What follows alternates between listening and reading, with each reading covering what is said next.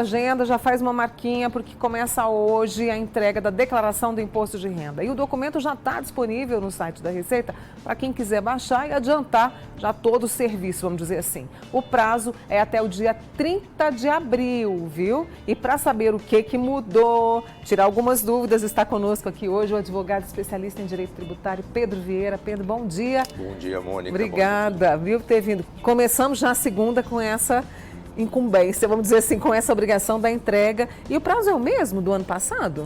Geralmente, todo ano o prazo é até 30 de abril. Então, as empresas tinham até a última semana a obrigação de entregar os informes de rendimento e as informações para a Receita acerca da retenção do imposto de renda. E inicia hoje o prazo para os contribuintes, agora pessoa física, entregarem a sua declaração até às 23 horas e 59 minutos do dia 30 de abril. Então, já deixa anotado. E olha, é o seguinte, você quer participar, tem alguma dúvida? 99897.000 é o nosso WhatsApp. Esse ano a gente teve uma mudança, não teve? Aliás, acho que duas mudanças principais, Pedro. Sim. A primeira mudança principal é relativa à dedução do imposto de renda, quanto à contribuição previdenciária dos empregados domésticos. Então, das deduções, hoje o contribuinte ele pode deduzir basicamente as despesas de saúde e educação. Para a saúde, despesas com médicos, com tratamentos médicos, não há limite. Então, o contribuinte que ele incorre aí num tratamento médico, incorreu durante o ano de 2019, um tratamento médico, hospitalar, odontológico, ele pode deduzir essas despesas do seu imposto de renda, não há limite. E para a educação, há um limite de R$ 3.561. Então, gastos com cursos profissionalizantes, pós-graduação, especialização. Vale lembrar que não vale para cursos preparatórios para cursinho, vestibular ou cursos de inglês extracurriculares. Esses cursos não podem ser deduzidos. Mas os cursos de graduação, pós-graduação, especialização ou cursos técnicos podem. Agora, uma diferença em relação àquele empregador de empregado doméstico. Então, até o ano passado, nós tínhamos um benefício no imposto de renda relativo a 2019, que foi o ano de 2018, que foi entregue em 2019, nós tínhamos o benefício de deduzir aproximadamente até R$ 1.200 relativo à contribuição patronal de um empregado doméstico. Então, aquela pessoa que possuía um empregado doméstico conseguia deduzir essa despesa do seu imposto de renda. Esse benefício se encerrou no ano calendário de 2018. Havia aí um movimento do Congresso Nacional para prorrogar ele até 2021. Infelizmente, esse projeto não foi à frente. Então, este ano, as pessoas que possuem empregado doméstico não vão mais poder deduzir essa contribuição previdenciária. E isso está gerando realmente um desconforto, principalmente pelo fato de que, historicamente, a gente sabe que era um mercado, de certa forma, informal. Era muito beirado à informalidade do empregado doméstico, ele ter o seu registro em carteira, justamente em decorrência dos encargos trabalhistas e tributários. Esse tipo de benefício, essas isenções, essas possibilidades de deduções, sempre incentivaram e fomentaram a formalização dessa relação. Quando a gente tira um benefício como esse, isso de certa forma acaba impulsionando para que o empregador novamente tente não formalizar a relação com o empregado doméstico. Ou seja, não registrar na carteira, Não registrar na carteira, evitando aí os encargos trabalhistas e tributários, uma vez que agora ele não vai ter mais esse benefício de deduzir o valor da contribuição patronal que ele pagava em relação a esse empregado. Para esse ano não tem jeito, mas de repente pode haver algum outro movimento para justamente mudar essa situação e fazer com que Sim, a gente já tem um movimento, tem um movimento do próprio setor pressionando o Congresso. Há alguns projetos que estão em curso no Senado e há uma estimativa, uma expectativa de que isso volte a partir do ano calendário de 2021. No caso, além dessas mudanças que você está trazendo para a gente, eu estava lendo, vai haver uma antecipação, digamos assim, do pagamento da restituição, não é isso? Isso. A Receita esse ano ela mudou de 7 lotes para 5 lotes. Então, aquele contribuinte que ele apura o imposto de renda a restituir, muitas vezes porque ele sofreu durante o ano calendário algumas retenções a maior do que o imposto que ele efetivamente deve. Ou seja, durante o ano eu sofro retenções na minha fonte pagadora e aí no começo do ano de 2020, quando eu vou agora apurar o imposto de renda que eu devo, eu apuro que eu tive retenções a maior. Isso vai me gerar um direito de restituição. Então, antigamente, haviam 7 lotes da Receita que intimavam os contribuintes para receber esse valor. E agora, esse ano, a gente tem 5 lotes. Então, a partir de maio a setembro, os contribuintes aí que têm direito a restituir vão acabar recebendo esse valor mais rápido. Quanto mais cedo fizer, melhor, né? Quanto mais cedo fizer, melhor. Até porque a Receita esse ano tem uma outra novidade, que é a declaração pré-preenchida. né? Via de regra, o contribuinte, ele próprio pode fazer a sua declaração e o seu informe no site da Receita, ou ele pode ter o auxílio aí de um contador, que é um profissional técnico especializado na questão do tributário e contábil, tem maior facilidade com esse tipo de declaração. Então, esse ano, a Receita trouxe uma novidade também.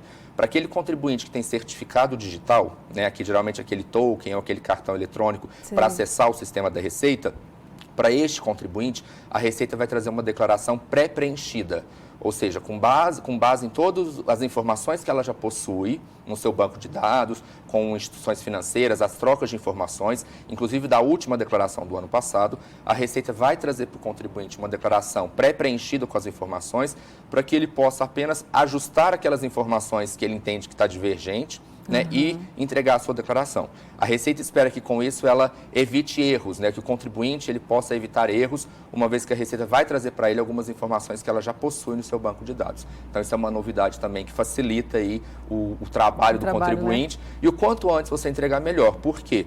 Tanto em relação àquelas despesas que nós falamos, quanto em relação ao tributo que você está declarando, se a Receita identificar alguma divergência, ela vai intimar o contribuinte para esclarecer. Então, muitas vezes, por exemplo, suponhamos as despesas de médicos hospitalares que podem ser deduzidas. A Receita tem até 5 anos para intimar o contribuinte para comprovar essas despesas. Certo. E não é incomum a gente ver isso acontecer. Ou seja, a Receita, como é uma despesa que não tem limite, né, o contribuinte informa lá vários valores que ele incorreu de despesa naquele ano, a Receita tem até 5 anos para intimá-lo, para que ele apresente a documentação comprovando que ele realmente incorreu naquela despesa. Então, é muito importante que os contribuintes guardem essa documentação, ou seja, se você passou por um tratamento médico, teve essas despesas e vai deduzir do seu imposto de renda, é importante que você guarde as transferências bancárias, cheque, como que você fez esse pagamento, recibo, nota fiscal, que são os documentos que a Receita exige para comprovar que essa despesa foi paga. Então, quanto antes você faz a declaração, se porventura você for cair na malha fiscal para ser intimado, o quanto antes você esclarecer para a Receita, mais rápido você vai ter a sua restituição, se você tiver aí um direito a restituir. Muito bem, vou fazer uma pausa aqui com o Pedro Vieira, que é advogado especialista em direito tributário. A gente está falando sobre esse começo da entrega das declarações do imposto de renda e você pode participar, tá? Pelo 99897.000. Já volto com você, Pedro. Hoje no Manhã Total, hoje dia 2 de março, já começou aí o prazo para entregar a declaração do imposto de renda. Eu quero reforçar que o prazo é até o dia 30 de abril, sem choro nem vela. Estou recebendo o Pedro Vieira, que é advogado especialista em direito tributário. Já volto com as perguntas da nossa turma aqui participando. A nossa amiga Cláudia quer saber, Mônica, os gastos com dentista também entram nessa dedução? E quando a criança faz esporte, também entra? Os gastos médicos, inclusive dentista, eles entram na dedução, né? Como nós falamos, não há limite para essa dedução, então basta que eu comprove a despesa que eu incorri, inclusive com os dependentes que constam na minha informação do imposto de renda, na minha declaração, mas os gastos com lazer eles não entram. Então, apenas cursos curriculares, como preparatórios para vestibular, cursinho, escolas, cursos de faculdade, cursos de especialização. Cursos com lazer, cursos de inglês, cursos com esportes, esses não são dedutíveis. E quem é que tem que declarar, né, o imposto de renda? Quem é que tem que declarar? A gente ganha até quanto? A gente tem alguns grupos, né? O primeiro grupo são aquelas pessoas que elas recebem rendimento tributável, receberam durante o ano de 2019, superior ao valor de R$ 28.559. Então, valores a título de salário, remuneração, aposentadoria, receitas de aluguel. Se eu recebi mais que esse valor durante o ano de 2019, eu tenho que fazer a declaração do imposto de renda. Além disso, é o produtor rural, né, que declara como atividade rural e teve aí uma receita superior a R$ 142 mil aproximadamente. As pessoas também que retornaram ao país durante o ano de 2019 ou que adquiriram a condição de residente brasileiro durante o ano de 2019. Ou seja, o brasileiro que se ausentou do país, mas voltou para o Brasil a morar no Brasil em 2019, ou o estrangeiro que adquiriu a condição de residente brasileiro em 2019. Também as pessoas que operam na Bolsa de Valores, então que eu faço compra ou venda de ações.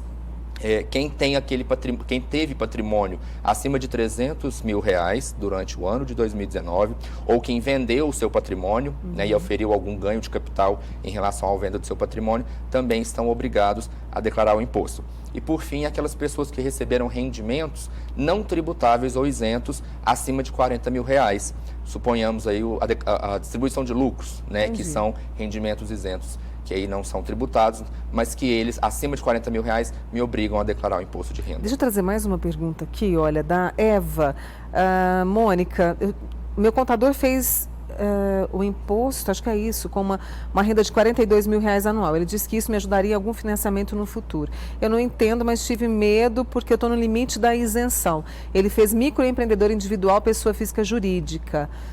Fui pegar minhas folhas de contribuição do INSS e eu não estou entendendo muito bem a situação. Te confesso que eu também não. Você conseguiu entender um pouquinho? Acho que um pouco.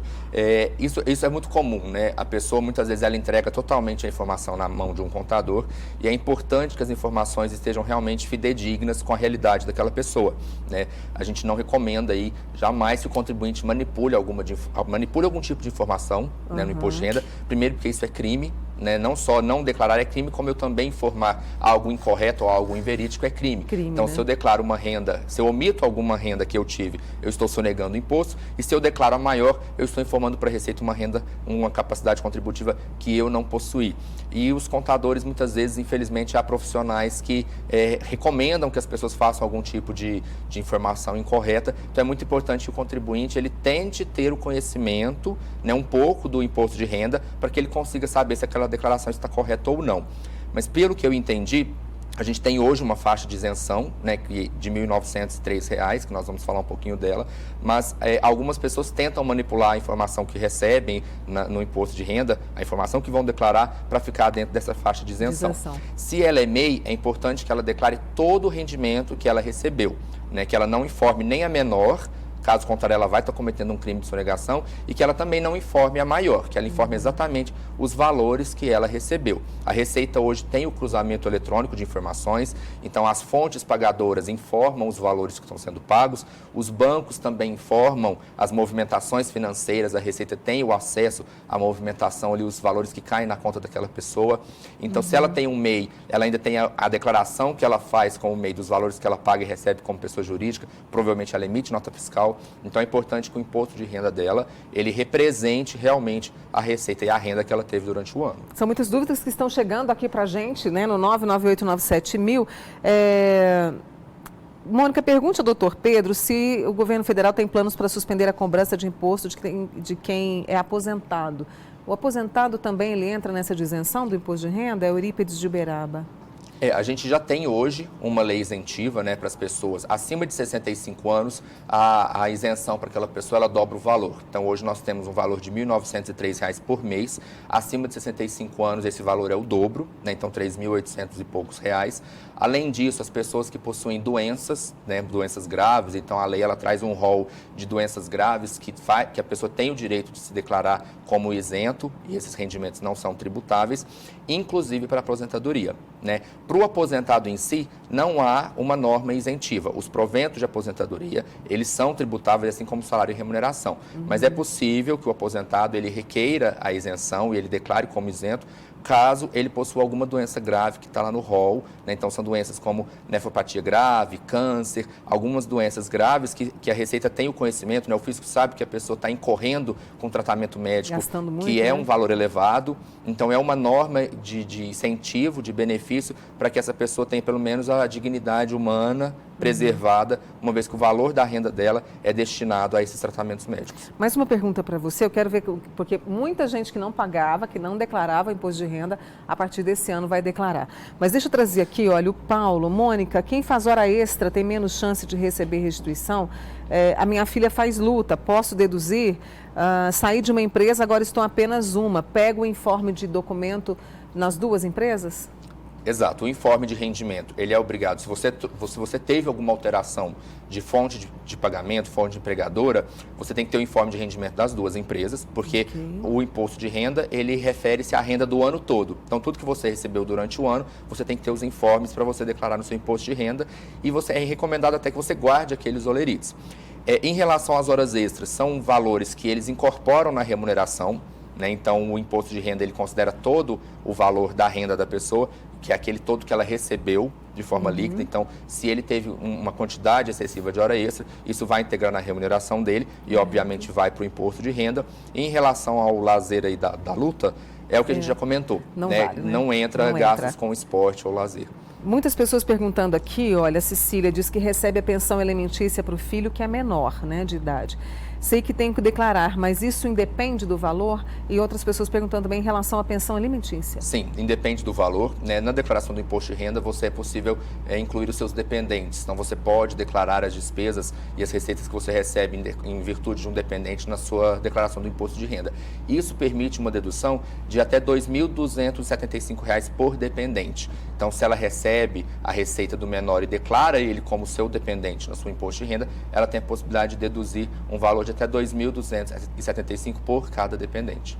Muitas perguntas chegando para você, Pedro. Eu vou aproveitar o Bruno aqui, olha, ele trabalha como autônomo, motorista de aplicativo, com uma renda mensal por volta de R$ 3.000. Ele precisa fazer a declaração e a gente lembra que muitas pessoas esse ano vão entrar, né? Exato.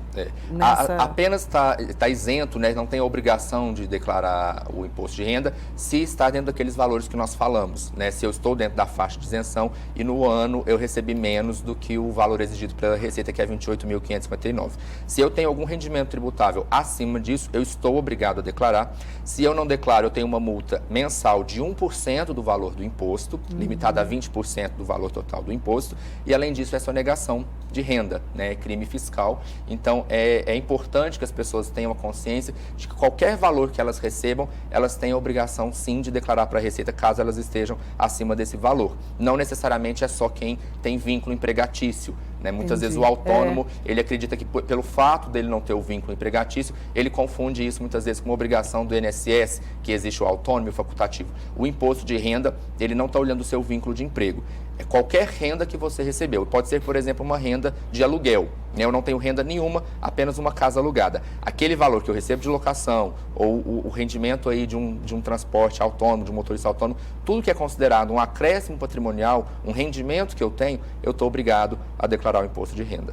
Olha aqui uma situação, recebi uma quantia em atraso de pensão por morte do meu marido. Como é que eu faço para declarar o imposto de renda? Será que já foi deduzido do valor que recebi? É importante, aí tem que verificar se ela recebeu num processo administrativo, num processo judicial. Via de regra, as indenizações já sofrem a retenção do imposto de renda na fonte, né? Então é importante que ela certifique-se com a fonte pagadora, resgate ali as memórias de cálculo de quando a indenização foi recebida e verifique se o imposto de renda foi retido na fonte. Mas ainda que ele tenha sido, essa indenização ela vai para a declaração do imposto de renda dela, para que a Receita possa justamente fazer o cruzamento entre a informação da fonte pagadora e o beneficiário que recebeu. E aí a Receita ela certifica se o imposto de renda foi recolhido. Se ele não houver sido recolhido na fonte, aí o contribuinte vai ter que fazer o pagamento.